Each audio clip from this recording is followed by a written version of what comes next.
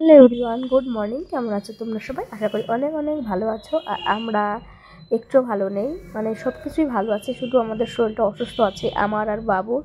তো এর জন্য মাকে ফোন করে আনা হয়েছে যে মা এসো।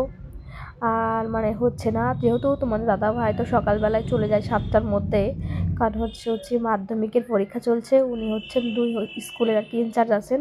ওই জন্য সকালে ওনাকে বেরিয়ে দুটো স্কুলে ওনাকে ড্যাকেল দিতে হয়, আর সকালে খাবার রেডি করে দিতে হয়, এদিকে বাবুর স্কুল আছে। তো এই সব মিলিয়ে আমি আর পারছি না। তো মাকে আনা হয়েছে। আর বাড়ি থেকে এসছি প্রায় 8-9 দিন হয়ে গেল, পুরো 8-9 দিন ধরে অসুস্থ। তারপরে মাকে আনা হয়েছে লাস্টে না পেরে, কারণ ভাবা যায় মানে 8-9 দিন অসুস্থ থাকার পরে মাকে আনা হয়েছে, মানে না পেরে। আর দেখো, এই যে কচুর শাক নিয়ে এসেছিলো মা, শাক নিয়ে এসেছিলো তোমাদের দাদাভাই বাজার থেকে। তো ভয়েসটা দিতেও আমার ভীষণই অসুবিধা হচ্ছে, তাও দিচ্ছি।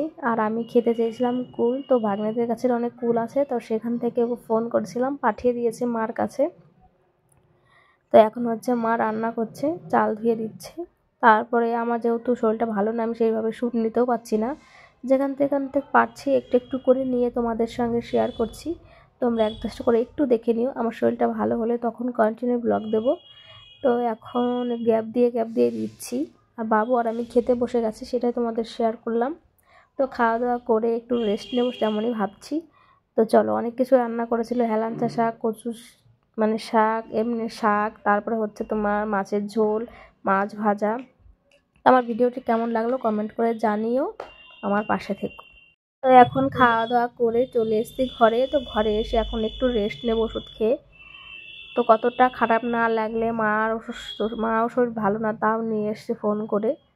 আর হচ্ছে এখন একটু রেস্ট নেব, তাই ভাবছি। তারপর যে ঘরে চলে এসছি আমি, আর বাবু আর মা ওই ঘরে আছে।